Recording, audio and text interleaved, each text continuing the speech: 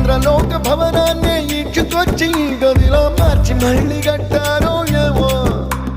మాయజాలము తెలుసు మంత్రగారడి తెలుసు రెంటి కన్న ఇది ఇంకోటేమో